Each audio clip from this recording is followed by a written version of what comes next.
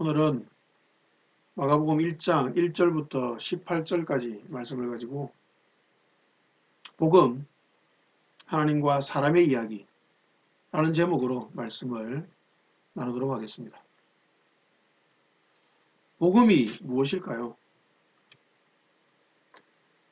오늘도 PPT를 한 페이지씩 바로 띄워 드릴 테니까 PPT를 참고하시면서 그렇게 설교를 들으시면 좋겠습니다. 사람들은 복음에 대해서 아주 간단히 정의하기를 좋아합니다.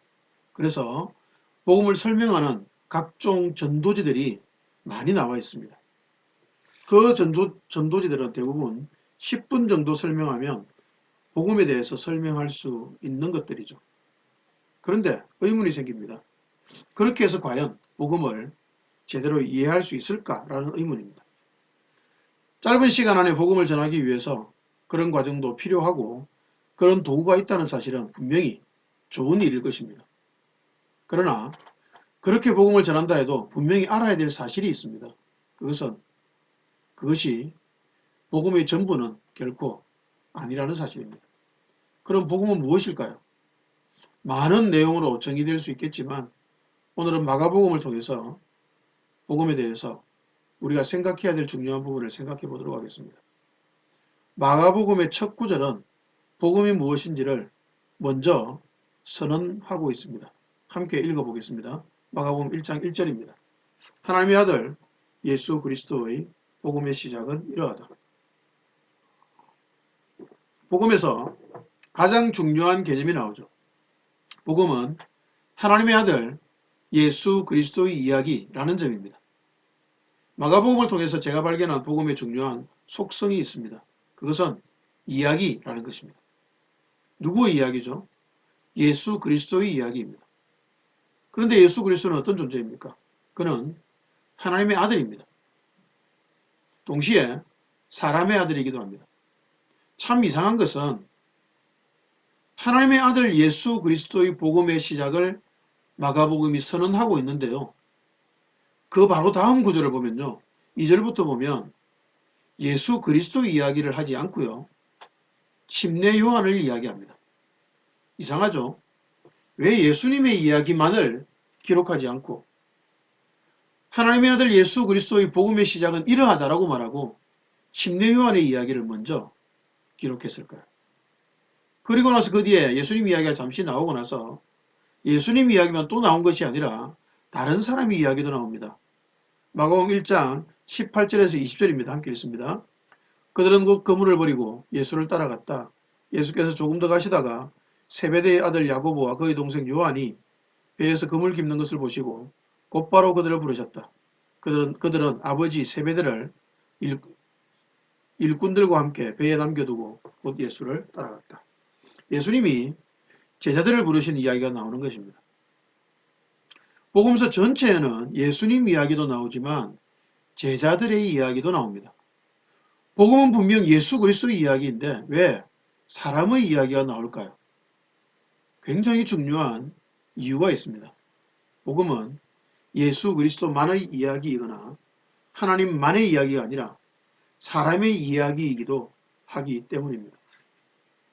하나님과 사람의 이야기가 복음입니다. 여러분 분명히 기억할 것이 있습니다. 예수만 이야기하는 것은 결코 복음이 아닙니다. 하나님만 이야기하는 것도 복음일 수 없습니다. 복음은 하나님의 이야기, 예수님의 이야기임과 동시에 사람의 이야기이기도 합니다. 제자들의 이야기죠. 이 사실이 왜 중요할까요? 복음은 우리 자신의 이야기이기도 해야 되기 때문입니다. 여러분, 복음이 복된 소식이라는 뜻이지 않습니까? 복음이 왜 복된 소식일까요? 그것은요, 우리 자신의 이야기이기 때문입니다. 하나님의 이야기가 우리 자신의 이야기가 된다는 것이 너무 놀랍지 않습니까? 사실은 말이 안 되는 이야기잖아요. 지질하고 저급한 존재인 우리들이 그렇고 하신 하나님과 관계가 된다니 이게 말이 되는 이야기입니까? 말도 안 되는 이 놀라운 일이 복음에서는 가능합니다. 그래서 복음입니다. 그래서 복된 소식입니다. 하나님만의 이야기로 끝났다면 우리에게는 전혀 복된 소식이 될 수가 없었겠죠. 그러나 하나님의 이야기, 예수 그리스도의 이야기가 바로 우리 자신의 이야기가 되는 이 놀라운 이야기가 바로 복음, 복된 소식입니다. 그래서 오늘은 복음과 관계되었던 사람에 대해서 생각해 보겠습니다. 마가복음은 전체적으로 제자도의 책이라고 말합니다. 복음 이야기, 하나님의 아들 예수 그리스도의 이야기인데 제자도의 책이라는 사실 자체가 놀랍습니다. 사람의 이야기라는 뜻이니까요. 복음은 예수님의 이야기임과 동시에 사람의 이야기입니다. 그리고 예수님의 이야기임과 동시에 제자들의 이야기입니다. 복음에서는 제자도를 결코 빠뜨릴 수 없습니다. 마가복음은 제자도의 책인데 어떤 제자도일까요? 두 사람을 조금 자세히 살펴보면서 마가복음이 어떤 제자도의 책일지를 생각해 보도록 하겠습니다. 마가 이야기입니다. 여러분, 마가복음의 저자는 마가입니다. 그런데 마가가 누구일까요? 12제자의 이름이 마가복음에 보면 나오는데요. 여러분, 그 중에 마가가 있던가요? 마가는 12제자에 속하지 않습니다. 그래도 놀랍게도 12제자에 속하지 않는 마가라는 사람이 갑자기 복음서를 기록한 겁니다. 신학적으로 보면 마가복음이 최초의 복음서라고 합니다. 12제자도 아닌 사람이 최초의 복음서를 기록했다는 사실이 좀 이상하게 여기지 않습니까? 사실은 첫 번째 복음서를 기록을 할 자격이 있다라면 첫 번째 제자라고 말할 수 있는 베드로가 아닐까요? 그런데 마가가 12제자에 속하지도 않은 마가가 가장 첫 번째로 복음서를 기록했다는 것입니다. 이 부분이 우리에게 주는 중요한 메시지가 있습니다. 마가는요, 마가 요한이라는 사람입니다. 마가 요한은 누구일까요? 우선 그는 예루살렘에 부유한 레위 가정에서 태어났습니다. 원래 유대식 이름이 요한인데요. 마가라는 로마식 이름으로 더 알려져 있는 사람입니다. 그래서 그의 이름은 성경에 마가 또는 요한으로 나타납니다. 그가 어떤 사람이었는지 살펴보겠습니다. 그는 첫 번째, 마가 요한의 다락방이라고 말할 때 그때의 마가 요한입니다. 그 사람이 바로 마가복음을 기록한 마가입니다. 사도행전 12장 12절이 있죠. 그래서 함께 읽도록 하겠습니다. 이런 사실을 깨닫고서 베드로는 마가라고도 하는 요한의 어머니 마리아의 집으로 갔다. 거기에는 많은 사람이 모여서 기도하고 있었다. 사도행전 12장 12절에 나오는 이 구절을 잘 살펴보시면 마가 요한이 어떤 사람인지 첫 번째 힌트를 얻을 수가 있습니다. 마가 요한은 마가 요한의 다락방의 그 마가 요한인데요. 예수님이 부활하신 후에 40일 동안 이 땅에서 여러 제자들에게 보이시고 증인의 삶을 살 것을 말씀하신 후에 승천하셨습니다.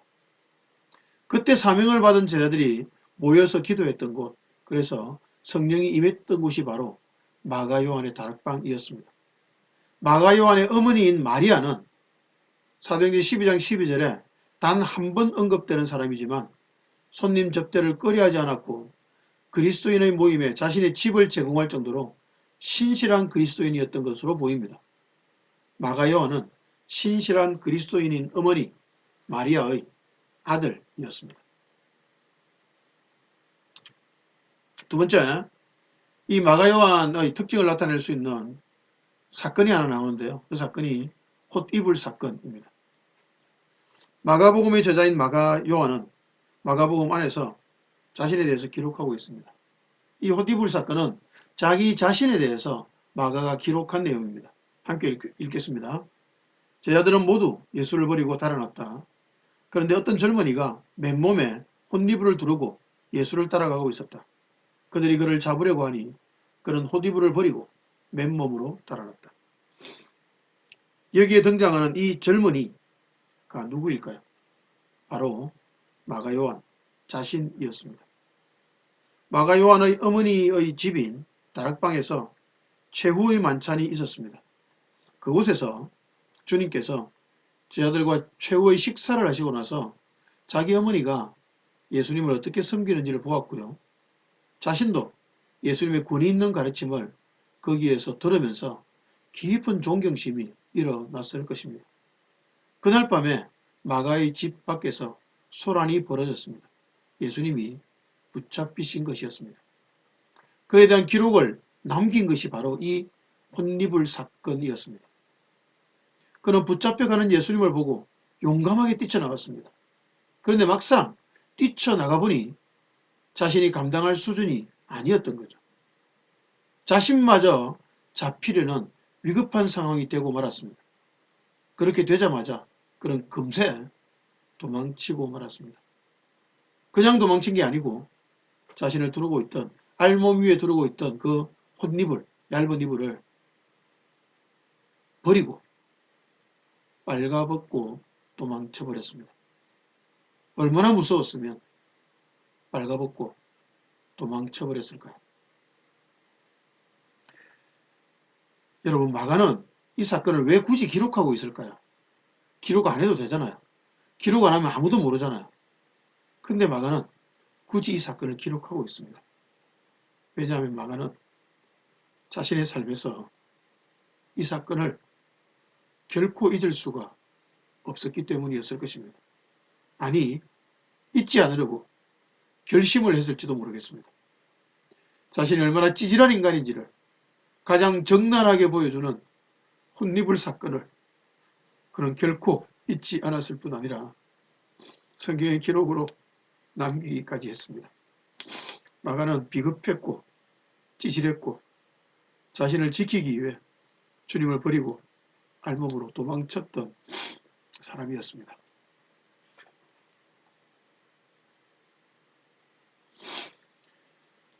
세 번째,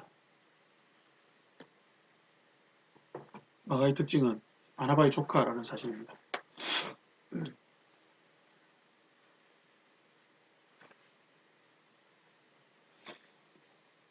그렇게 주님을 버리고 알몸으로 도망쳤던 마가 요한이 바울과 바나바가 1차 선교 여행을 떠날 때 조수로 따라갔습니다.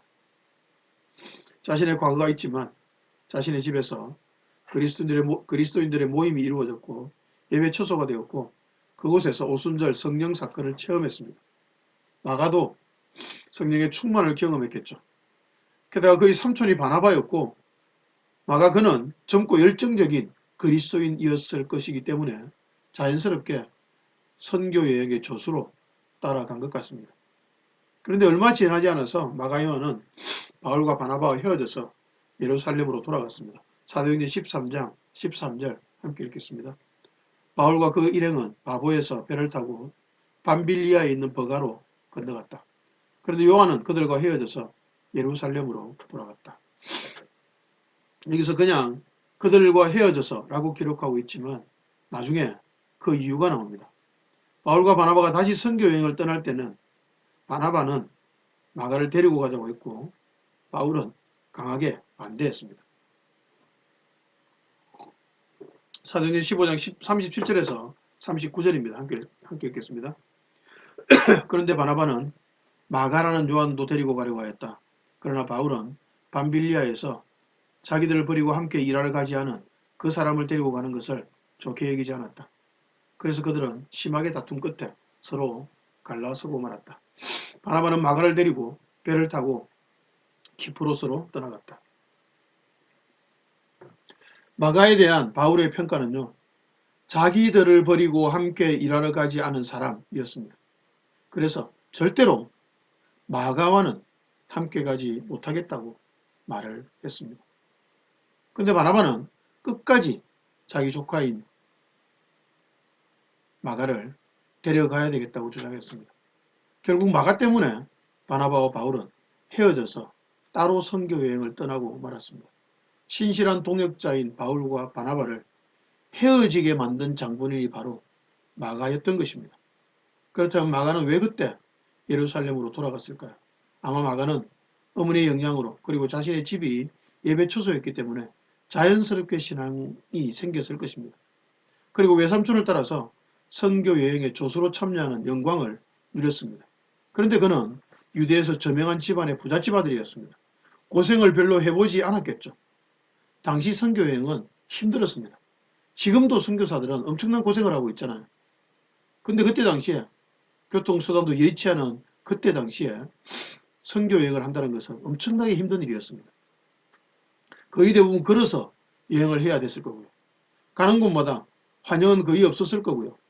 투쟁하듯 복음을 전하기도 했을 것입니다. 고생을 별로 해보지 않았을 마가는 그런 상황들을 감당하기가 어려웠을 것입니다.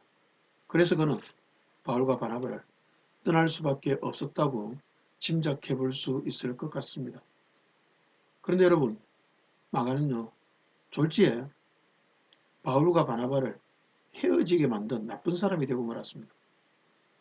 처음 벌거벗고 도망갔던 그 사건보다 더 실망스럽고 수치스러운 사건이 일어난 것입니다.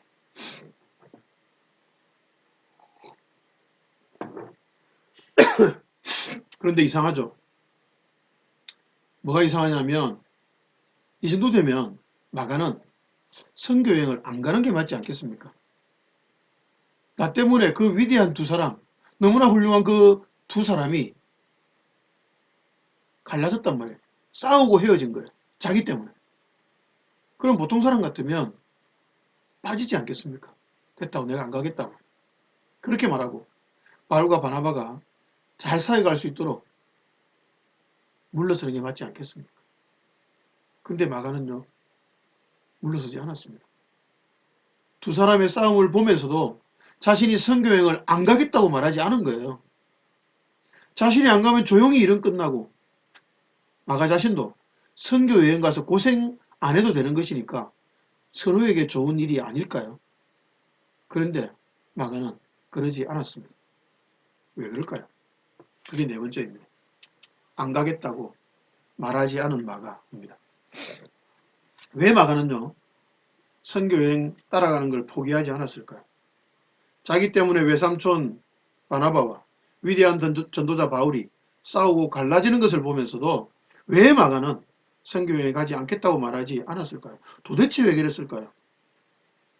선교여행이 고생스러울 것은 너무나 잘 알고 있는 마가인데 그 싸움을 핑계로 나 때문에 저렇게까지 두 어른이 싸우시는데 그냥 가지 말자. 고생도 안 하고 좋지 뭐. 라고 생각하고 물러나면 되지 않았을까요? 그럼 누이 좋고 매부 좋은 일이 아니었을까요? 도대체 왜 그런 싸움을 보면서까지 마가는 굳이 끝까지 선교여행을 따라 나섰을까요? 여러분, 마가는요, 두 번이나 실패했습니다.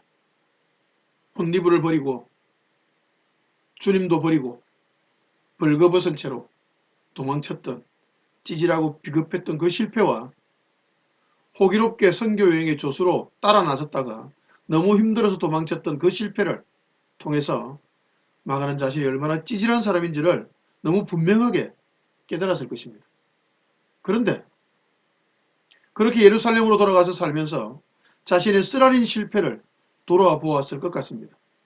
신앙을 버리지 않았고 신앙 안에 머물면서 안정적인 삶도 함께 추구했을지도 모르겠습니다. 그저 은혜를 받고 누리려고 했겠죠. 그러다가 아마 어떤 계기가 있었던 것 같습니다. 그 계기로 추측되는 일은 뒤에서 설명을 다시 드릴 것입니다. 어느 순간 은혜가 마가의 마음을 사로잡았고 주의 은혜에 사로잡히면 사로잡힐수록 자신의 찌질했던 과거의 실패들이 생각이 났을 것입니다. 그런데 그런 실패자를 용납하시는 주님의 사랑에 깊이 감격했을 것입니다. 이제 마가는 다시 그 길을 가고 싶어졌고 갈 수 있을 만큼 신앙도 단단해졌던 것입니다. 그런데 그 과정을 바나바는 외삼촌이었기 때문에 가까이에서 자세히 다 지켜보았을 것입니다. 이제 마가는 이 길 외에 복음을 전하는 데 자신의 삶을 던지는 것 외에 자신의 삶에서 가치 있고 의미 있는 일이 전혀 없어지게 되었습니다. 그래서 다시 선교 여행에 따라 나선 것입니다.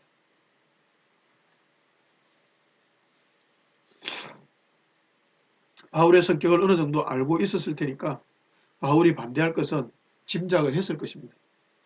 그 반대를 무릅쓰고서라도 기어코 그 길을 가고 싶었습니다. 그런 자기를 바울과 싸우면서까지 지지해주는 외삼촌 바나바가 그는 너무나 고마웠을 것입니다. 왜 마가가 두 사람의 싸움을 보고서도 선교여행에 안 가겠다고 말하지 않았을까요? 그럴 수가 없었어였을 것입니다. 이제 그는 그 길을 걸어가지 않는 삶은 상상도 할 수 없게 되었기 때문이었습니다. 누가 뭐라고 해도 가야 했고 아무도 함께 해주지 않는다면 혼자서라도 갔을 것 같습니다. 두 번의 실패가 마가를 망하게 한 것이 아니라 두 번의 쓰라린 실패를 통해 자신의 찌질함과 비루함을 용납해 주시는 주님의 사랑을 깊이 깨닫게 되었고 그 사랑을 전하는 삶보다 더 의미 있는 삶을 찾을 수가 없었기 때문에 그 길을 부득불 가야 했고 너무나 그 길을 가고 싶었던 것입니다. 그래서 바울과 바나바는 그 위대한 두 어른이 싸우는 것을 보면서도 기어코 그 길을 가야만 하는 그런 마음이 되었던 것입니다. 참된 제자도가 무엇일까요? 우리 마가의 이야기가 어렴풋이 그것을 보여주는 것 같습니다. 복음이 사람의 이야기라는 점도 어렴풋이 보여주는 것 같습니다. 여러분, 제자도는요, 다름 아닌 실패의 이야기가 아닐까 생각이 됩니다. 사람의 이야기인 복음은 사람의 실패 이야기가 아닐까 또한 생각됩니다. 사람은 실패하고 넘어지고 찌질한데 주님은 그런 사람을 끝까지 안아주시고 용납하시고 회복시켜서 자신의 일을 감당케 하시는 그 이야기가 바로 복음이 아닐까 생각이 됩니다. 제가 교회를 개척하고 2년 반이 지났을 때 교인들 대부분이 교회를 떠났습니다. 말씀을 묵상하자고 2년 반을 설교했으나 거의 아무도 말씀을 묵상하지 않았고 제가 하는 묵상글에 댓글조차 거의 달지 않는 상태였으니 어쩌면 저의 목회가 실패한 것인지도 모를 그럴 상황이었습니다. 교인들이 거의 다 떠나고 나서 저는 정말 많이 울었습니다. 말씀을 묵상하는 아침에 울면서 이렇게 기도했던 기억이 납니다. 주님, 제가 목회할 자격이 안 된다면, 목회할 인격도 안 된다면 제가 말씀을 묵상해왔던 그 많은 날들 동안에 저에게 목회는 꿈도 꾸지 말라고 말씀을 하셨어야죠. 목회가 마치 행복할 것처럼 묵상을 통해 저에게 보여주시고 또 보여주셔서 이 길로 걸어가게 하셔놓고서는 지금 이 꼴이 뭡니까?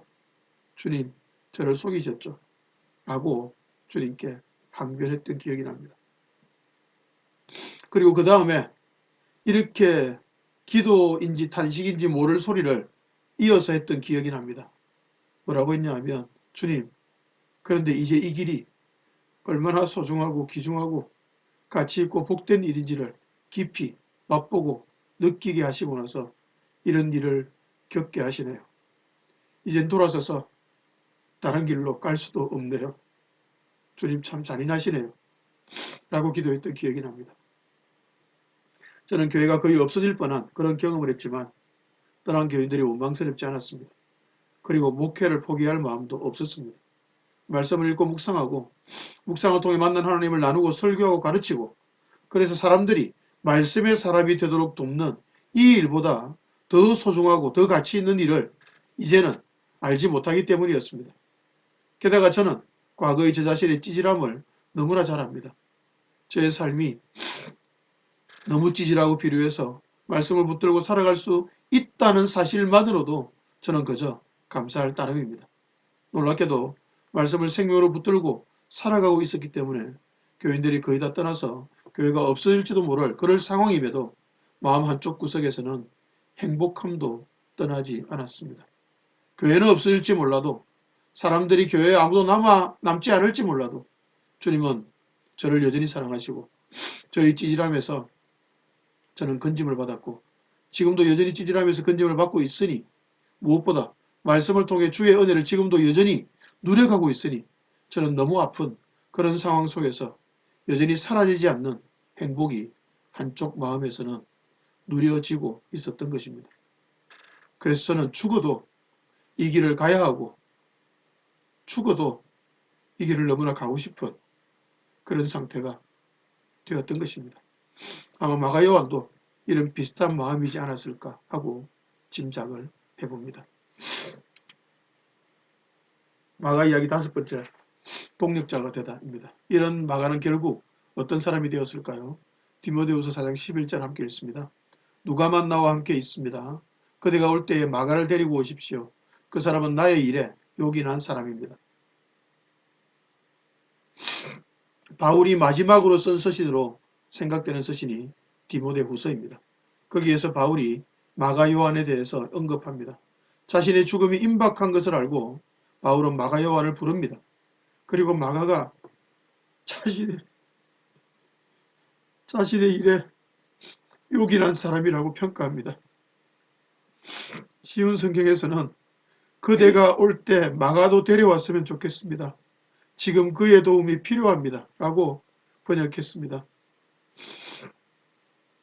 마가가 싫어서 동력자 바나바와 싸우고 헤어지기까지 했던 바울이 마가의 도움을 기꺼이 받고자 하였습니다. 왜 그랬을까요? 마가가 바나바와 함께 선교 여행을 간 이후에 그가 너무나 신실하게 복음을 전하는 사역을 감당했기 때문이었을 것입니다. 과거의 그 실패로 인해서 무너진 신뢰를 완전히 회복한 것입니다. 신뢰는요, 무너지면 회복하기 어렵습니다. 특히 바울 같은 성격의 사람에게는 더 그렇습니다. 그런 바울에게 신뢰를 완벽하게 회복하고 바울의 입에서 마가의 도움이 필요하다는 말이 나올 정도로 완벽하게 신뢰를 회복한 것은 마가가 복음에 얼마나 충성된 사람이 되었는지를 능히 짐작할 수 있습니다. 마가는 수많은 연약함과 실패를 경험하고 무너지고 또 무너졌지만 그런 자신을 용납해 주시는 주님을 만나고 누리면서 자신의 그 연약과 실패를 넘어서서 멋진 제자로 살아갔습니다. 마가복음의 첫 구절의 하나님의 아들 예수 그리스도의 복음의 시작이라고 당당하게 외칠 수 있는 자격이 충분한 사람이 된 것입니다. 복음을 말할 자격은 마가와 같은 사람에게 있는 것이 아닐까 생각이 됩니다. 어쩌면 복음을 말할 자격이 없을 정도로 실패하고 넘어진 그 사람이 주의 은혜를 경험하고 회복하고서야 비로소 역설적이게도 복음을 말할 자격을 얻는 것입니다. 마가가 말하는 제자도는 실패의 제자도입니다. 우리는 연약합니다. 우리는 실패합니다. 우리는 넘어지고 무너집니다. 이 사실을 추상적으로가 아니라 실제적으로 경험하고 깨닫고 알아야 합니다. 여러분, 의도적으로 도망치라는 말이 전혀 아닙니다. 의도적으로 죄를 지으란 말도 전혀 아닙니다. 우리는 의도적으로 죄를 짓지 않아도 죄에 이끌리고 연약함으로 넘어질 수밖에 없는 원래부터 죄인입니다. 예수 잘 믿는 것 같지만 전혀 그렇지 못하고 마음으로는 꼴백 번 도망치고 무너지고 넘어지는 자신을 발견하라는 말씀입니다. 자신의 찌질함과 악함과 연약함을 정직하게 보라는 말씀입니다. 참된 제자도는 바로 거기에서 시작됩니다. 그런 우리를 결코 포기하지 않고 끝까지 사랑하시는 주님의 사랑을 경험하고서야 비로소 복음을 말하고 복음을 나눌 자격을 가지게 되는 것입니다. 참된 복음은 실패의 자리에서 시작됩니다. 이제 베드로 이야기로 넘어가도록 하겠습니다.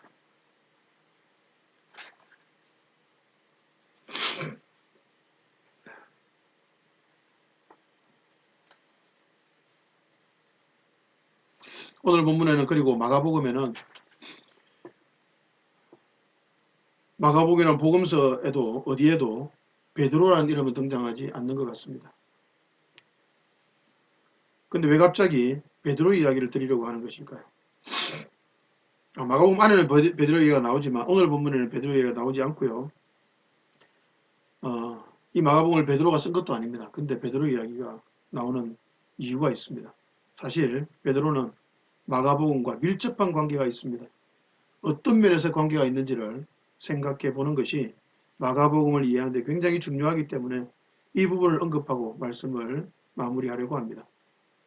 소심했을 것으로 짐작이 되는 마가는 아마 자존감이 엄청 낮아졌을 것입니다. 두 번의 치명적인 실패로 인해서 주눅이 들었을지도 모르겠습니다. 이런 마가가 마음을 추스르고 은혜를 회복하고 다시 사역을 재개할 수 있었던 것은 혼자 힘이 아니었습니다. 혼자서 그렇게 회복하는 것은 결코 쉽지도 않고 거의 불가능에 가까운 일이죠. 흥미롭게도 이 지점에 베드로가 등장합니다. 전도 사역을 베드로와 같이 하게 된 것입니다. 아마도 마가는 바울과는 잘 맞지 않았지만 베드로와는 합이 잘 맞았던 것 같습니다. 베드로가 마가를 아들이라고 불렀을 정도입니다. 베드로전서 5장 13절 함께 읽습니다. 여러분과 함께 택하심을 받은 바빌론에 있는 자매 교회와 나의 아들 마가가 여러분에게 문안합니다. 베드로가 마가를 나의 아들 마가라고 지칭하고 있습니다. 마가는 베드로의 매우 가까운 제자였음이 충분히 짐작되는 대목입니다. 나의 아들 마가가 여러분에게 문안합니다. 라고 베드로가 말한 것으로 봐서 마가는 베드로와 함께 있었다고 또한 짐작이 됩니다. 마가는 베드로와 함께 다니면서 베드로에게서 배운 베드로의 제자였습니다. 몇몇 성서신학자들은 마가복음이 베드로복음이다 라고 말하기도 합니다. 예수님을 가장 가까이에서 자세히 살펴본 베드로에게서 마가는 예수님 이야기를 많이 들었을 것입니다. 베드로가 들려주고 증언해준 그 이야기들을 중심으로 마가복음이 적혔다고 보는 학자들이 많이 있습니다. 저는 그 의견에 동의합니다. 최초의 복음서인 마가복음은 베드로와 마가의 합작으로 탄생하게 된 것이죠. 그래서 마가복음에서 베드로에 대해서 약간 특징적인 묘사가 나오는데요. 모순됩니다. 모순되는 두 가지의 특징이 보입니다. 그게 뭐냐면 베드로의 약점이 부각된다는 점과요. 그 약점에 대해서 옹호하는 표현이 등장한다는 점입니다. 왜 그럴까요? 베드로의 약점을 부각시키는 것은 마가복음이 베드로의 증언을 토대로 쓰여졌기 때문입니다. 즉 베드로의 약점 부각은 베드로가 자신을 연약한 죄인으로 고백하는 제자였다는 점을 보여줍니다. 그리고 베드로의 입장을 옹호하는 기록은 그런 베드로를 마가가 이해하고 존경한다는 점을 보여주고 있는 것 같습니다. 그래서 마가복음은 두 사람의 관점이 나옵니다. 베드로의 관점과 마가의 관점이죠. 베드로는 자신을 찌질한 존재로, 실패자로, 연약한 자로, 제자의 자격이 없는 자로 계속 묘사하고 있습니다. 여러분 마가복음을 잘 살펴보면 베드로에 대한 묘사가 굉장히 부정적으로 나옵니다. 그것은 마가가 베드로를 부정적으로 봐서가 아니고요. 베드로 자신의 묘사를 마가가 받아 적은 것이라고 봐야 합니다. 그럼에도 불구하고 곳곳에 이런 베드로를 옹호하는 표현들이 나오는데요. 그것이 바로 마가의 입장인 것이죠. 이 점에 있어서 우리는 이제 마가가 회복될 수 있었던 이유를 짐작해 볼 수 있을 것 같습니다. 두 번이나 신앙적으로 쓰라린 실패를 했던 마가가 어떻게 해서 바울과 외삼촌이 싸우는 상황이 되게 만들면서까지 다시 사역을 하는 그런 사람이 되었을까에 대한 이유에 바로 베드로가 들어가는 것입니다. 두 번의 실패로 한껏 위축되었던 마가를 일으키기에 베드로는 너무나 적합한 인물이었습니다. 마가 못지않게 스승인 예수님을 당혹스럽게 만들고 실망시켰던 베드로가 아닙니까? 수도 없이 잘못을 저지르고 실패를 하고 그만큼 예수님으로부터 용서를 받고 용납을 받은 베드로였습니다. 마가에게 필요한 것은 전문 심리 상담사가 아니었습니다. 베드로의 실패 이야기가 마가에게는 너무나 필요했습니다. 그 모든 실패와 넘어짐의 과정을 거쳤음에도 주님이 용납하시고 회복시키셔서 위대한 사도로 살아가고 있는 베드로를 옆에서 보는 것만으로도 마가는 아마 깊은 위로를 받았을 것입니다. 게다가 그 많은 실패와 넘어짐과 심지어 치명적인 배신조차도 안아주신 주님의 수도 없는 용납을 경험했기 때문에 마가의 실수와 부족함을 베드로는 충분히 용납해 주었을 것입니다. 아마 마가 정도의 실수, 마가 정도의 실패 정도는 웃으면서 용납할 수 있지 않았을까요? 자신이 저지른 그 엄청난 실패에 비하면 마가가 저지른 그 실패, 넘어짐은 세 발의 피가 아니었겠습니까? 그러니 마가의 실패로 고통스러워하는 그 마가를 품에 안아주고 어깨를 두드려줄 수 있는 넓은 품을 베드로가 가지고 있었던 것 같습니다. 그 용납을 받은 예수님의 그 놀라운 용납을 받은 베드로가 어떤 용납을 하는지를 온 삶으로 보고 느끼고 누렸기 때문에 마가는 깊은 회복을 누렸을 것입니다. 제자도가 무엇인지 가장 중요한 측면이 마가와 베드로의 이야기를 통해서 정리가 되는 것 같습니다.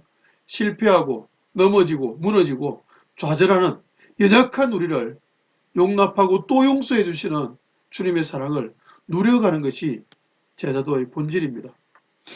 여러분, 이런 사랑을 누리지 못하고 이런 감격을 누리지 못하면서 내 목숨을 복음을 위해 내놓겠다. 거짓말입니다, 여러분.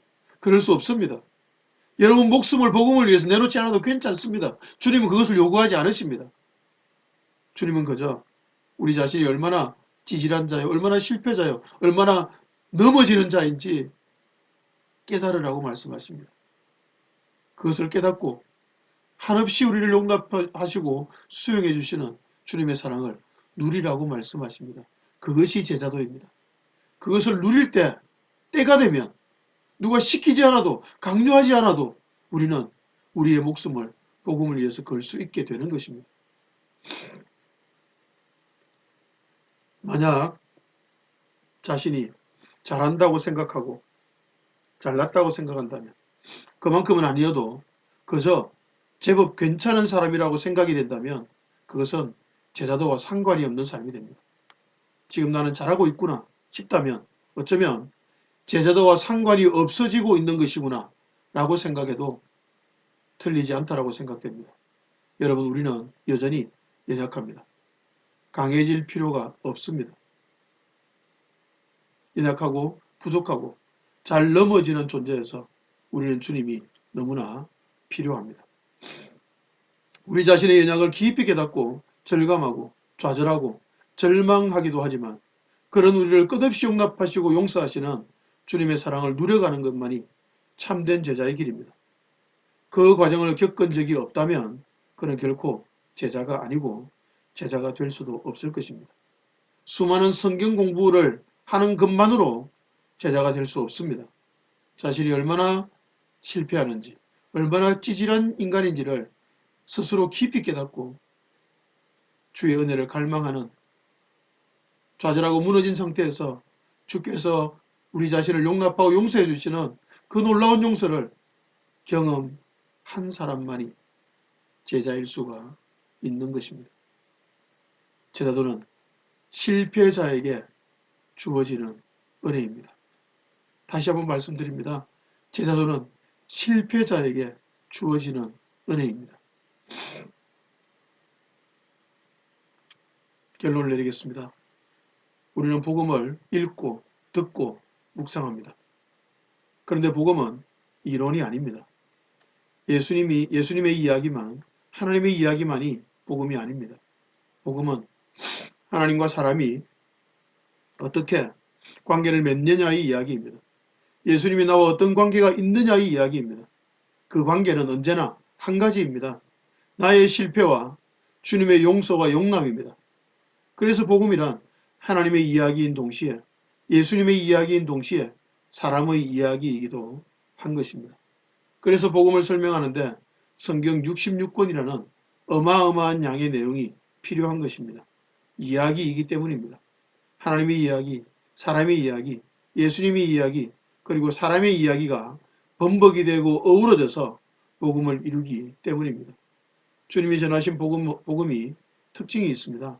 마가복음에 여러 번 그 표현이 등장하죠. 그것은 권위 있는 교훈이라는 특징입니다. 왜 주님이 전하신 복음은 권위가 있었고 바리새인과 서기관들의 가르침에는 권위가 없었을까요? 이유가 굉장히 분명합니다. 바리새인과 서기관들은 하나님만 연구했고 율법이라는 문서에만 집중했기 때문입니다. 그들에게는 사람이 없었습니다. 하나님의 이야기에만 온통 관심이 있었고 사람의 이야기에는 무관심했습니다. 사람의 회복 이야기가 빠져버리니까 그들의 가르침은 힘이 없고 따분했고 권위가 없었던 것입니다. 반면 주님의 가르침에는 언제나 사람의 회복이 있었습니다. 주님의 가르침에는 언제나 실패한 사람들이 있었습니다. 그래서 주님은 언제나 죄인들과 세리들과 함께 하시면서 죄인들과 세리들에게 하나님의 나라를 가르쳐 주셨습니다. 왜냐하면 그들은 실패자들이었기 때문에 그들이 복음이 필요했기 때문입니다.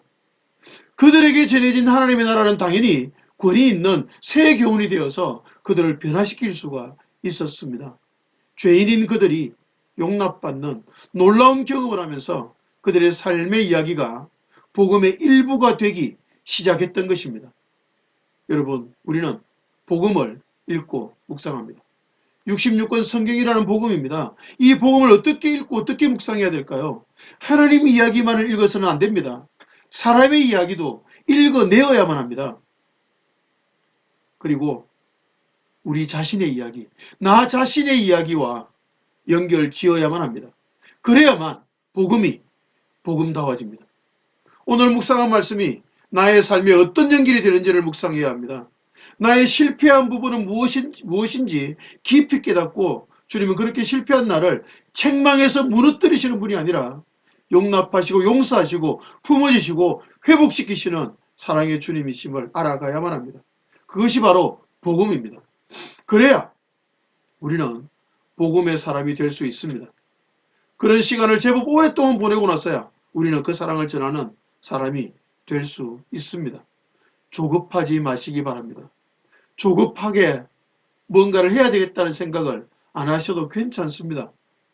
그저 주님의 사랑을 누리는 것에 집중하시기 바랍니다. 충분히 누리고 또 누려야 합니다. 충분할 만큼 그 사랑과 용서와 용납을 누려야만 누군가 우리가 걸어가는 길을 반대한다 해도 전혀 개의치 않고 그 길을 계속 걸어갈 수 있습니다. 마가의 길을 가장 위대한 사역자인 바울이 막았습니다. 여러분, 마가의 길을 막은 사람이 핍박자가 아니라요, 위대한 사역자 바울이었어요. 여러분, 바울이 막으면 안 가야 되잖아요. 못 가야 되잖아요. 그런데 마가는 갔습니다. 왜 그럴 수 있었을까요? 자신을 한없이 용납하고 한없이 용서하고 자신의 실패에도 불구하고 그 실패를 책망하고 무너뜨리는 것이 아니라 이렇게 세우시고 품어주시고 안아주시는 그 놀라운 주님의 사랑을 끝없이 누리고 또 누렸기 때문에 바울 같은 위대한 사역자가 반대해도, 바울 같은 위대한 사역자가 막아도 마가의 길을 막을 수가 없었던 것입니다. 그리고 결국에는 자신의 길을 막았던 그 바울과 깊이 화해를 누리는 아름다운 결말을 가질 수가 있었던 것입니다. 말씀 안에 거한다는 것, 말씀의 삶을 건다는 것은 이것입니다. 자신의 넘어짐과 실패를 깨닫기 때문에 말씀의 삶을 걸 수밖에 없어지고, 말씀 속에서 우리를 용납하시는 주님의 은혜를 누려가기 때문에 말씀의 삶을 걸 수밖에 없는 것입니다. 우리도 그저 말씀 안에 거하면서 서두르지 말고요, 주의 은혜와 사랑과 무엇보다 나의 허물과 죄와 넘어짐과 실패에도 불구하고 우리를 끝까지 용납하시고 용서하시는 주님의 그 은혜를 누려갑시다. 그렇게 죄사함의 은총과 용납과 용서의 은총을 누려가고 또 누려가다 보면 어느새 그 어떤 사람의 반대에도 굴하지 않고 말씀의 사람을 세워가는 그 일에 삶을 거는 신앙인으로 세워져 있는 자신을 발견하게 될 것입니다. 즉, 제자된 자신을 발견하게 되는 것입니다. 그 은혜를 누려가는 마가와 베드로와 같이 무수히 실패하지만 용서와 용납을 누려가고 그 용서와 용납을 전하는 참된 제자의 길을 걸어가는 우리 모두가 되시기를 주님 이름으로 축복합니다. 아멘.